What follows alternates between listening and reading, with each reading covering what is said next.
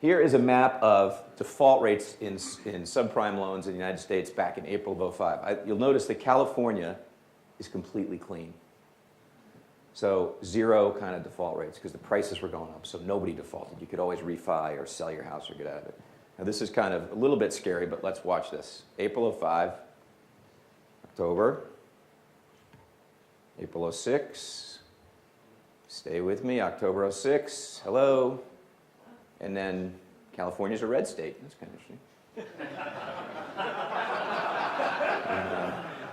And these poor slobs in Michigan, Greg, where are you?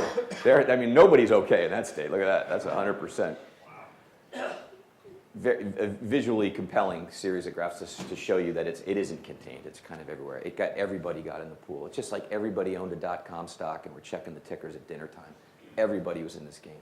So if you look at those and you just kind of go back to the math, there's that class of '05 and class of '06. Look at these default rates starting to be up around 30%. Remember the CDO math, 20% was a really important number. And so you have this horrible crack in the system. And it's all related to the stuff you put in. No matter how much you repackage it, there's still risk with it. Okay, so that's kind of the background. Let's talk about this fun crisis. Let's tell the story now that we want to say on that back porch with our grandchildren. So there really are 4 parts. The first part is kind of the Fed wakes up. The second part is getting to Bear Stearns, which I call a kind of a turning point. We go from there to Lehman, which I'll call you the tipping point, and then I'll explain to you guys why the bailout happened like it did. You're going to be very, very impressed with my PowerPoint. Watch this. Dominoes. Yes. Look at that. You'll never forget that now. So here's what happens. We have this crap called subprime that lives out there. It gets packaged into a bunch of CDOs, which are the new wave in the securitization market for everything asset-backed. It goes bad. People start to not believe in the securitization markets at all anymore. There are parts of that securitization market, there are parts of it that are asset-backed commercial paper, there's parts of it that are kind of longer-term stuff. All of a sudden, people don't believe in asset-backed anything. We don't know what assets are worth. I don't want to own anything asset-backed. Then we find out that these gigantic conduits, which are off-balance sheet vehicles of the banks, by the way, done in the United States because we over-regulated our banks, so they needed to find capital off-balance sheet, so they did this conduit thing. Interesting to think how that impacts the mindset going back. All the conduits went bad, which had all this stuff in it, which meant all that stuff was coming back onto the balance sheets. The deal market, leveraged loans, bridge loan commitments, all the big, Schwartzman deals, that stuff was all committed. It was all coming back onto the balance sheet. Now nobody knew what anyone had on their balance sheet anymore. Nobody had any confidence in what the banks owned. And once all this stuff was moving around and nobody was trading it, nobody knew how to price it. And now all of a sudden they go out to fund themselves, and so what is a bank saying to the world?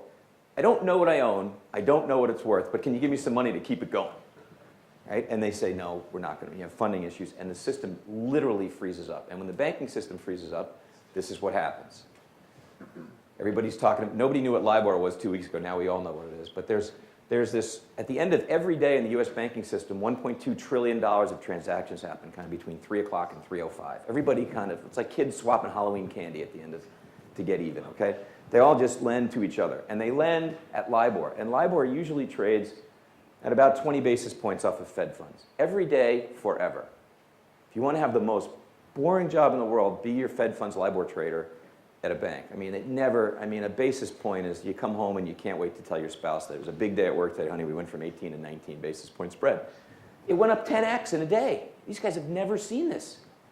Absolute shock. Banking system will not lend to each other. The Fed doesn't know what to do. They have all this new machinery that they don't know what to do. They go to their old playbook and they cut rates. But you know what? It didn't matter because all they did was take the low rate down and the big rate, the LIBOR rate, the rate you lend to each other, stayed up here. So all they did was make that worse. And they figured out that rate cuts don't work in this environment. Big, big deal. It means you can't use the same old tools you used to use. So if it doesn't work, how do we proceed? So this is, I did not put Paulson's, this is in honor of the Jewish holidays, actually. I have this up here.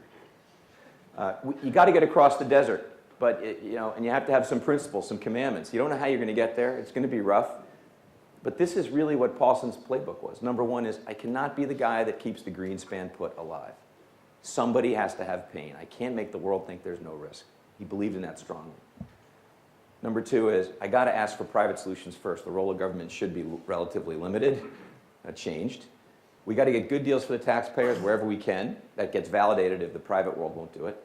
And I got to protect the system over companies. So these are the themes that will run through every decision that Paulson makes as we start to watch all these gigantic firms fail in the days and months ahead. So here we are again in domino land. The system is frozen. And when you can't get capital, you have to get it somewhere. So let's have our dominoes go. The first thing we did is we went over to all the sovereign wealth funds, and they raised $37 billion from Saudi Arabia and everywhere else and try to prop the thing up. And you know, shareholders really hate dilution. So the next thing they do is they fire management. How'd you get me into this situation? How can it be that you don't know what we own? So they fire Chuck and Stan down there at the bottom.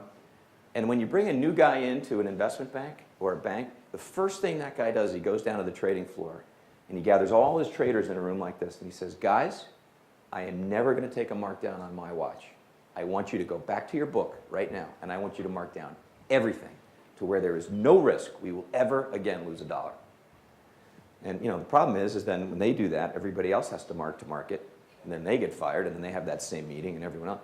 That kind of the human aspect of mark to market, big time, big issue in how it went. That led to more price uncertainty. There was a time in late September that 80% of CDOs nobody could mark, and 60% of all corporate bonds in the system could not be priced. That's an unbelievable problem in a liquid financial market. Unbelievable problem, unprecedented. Nobody knew where anything was worth. And then you can always kind of count on Moody's and S&P to show up and kick you when you're down. First of all, they got you down. Now they're you know, which only makes things worse. Once people weren't sure about their capital again, now this auction rate world where everybody used to just bid and take auction rate securities in, now people said, I don't have any capital for that, let's kill that market. That's the beginning of the end of money markets. And everyone said, well, thank God we have this, at least we're insured, at least we have, you know, all these bond insurers out there, and they started to go bad, and then the Fed made its first move that was different than just a rate cut. They saw this all going on, and they said, all right, we're going to take care of this. Here's $20 billion to help you out that will lend to you, the banks, separate from our discount window, just a little bit of grease there to make things go. And it didn't work, and Bear Stearns hit the skids. So here's Bear turning red. I love this. So there, the Bear Stearns thing happened. Now, why is Bear important? Wall Street's a funny place. Things can happen around the world, and it doesn't really matter until it kind of hits you at home. And Bear Stearns had a reputation for being the very best in the mortgage business and the very best risk manager. Watching Bear Stearns blow up over mortgages, it would be like watching Tiger Woods miss a 2-inch putt with the yips. It's not allowed to happen. They're the very best in the world at it. And if they are in trouble, everybody must be. The next thing people started, these questions started to come up. If you take the newspapers, and I keep these like files every day of how these things develop, these are what all the headlines are. Oh my God, we don't know what they own. Gee, I noticed Bear Stearns levered 30 to 1. We better look at everybody's leverage. Anyone who's levered like them could be next. Oh no, I need deposits now. If I rely on outside money for funding, I'm going to go down. What's this whole thing of counterparty risk? Oh my God, Bear Stearns, whatever. And boy, it happened like this. Stock went from 150 bucks to 40, and then over the weekend traded at 2.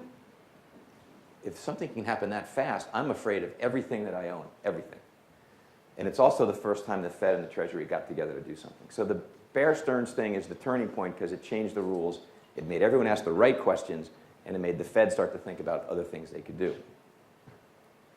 And here, I really do believe that Paulson thought he nipped it in the bud, that he got it done.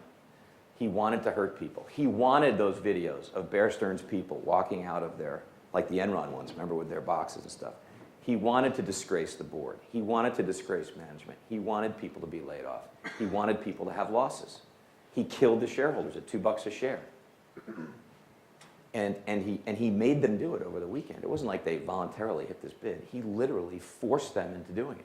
And he was trying to get the system, he needed a head. And he was trying to get everyone to know that if you take risk, you're going to go down, but we're going to protect the system, but it's going to hurt you. He was trying to find that balance, system first, death of moral hazard.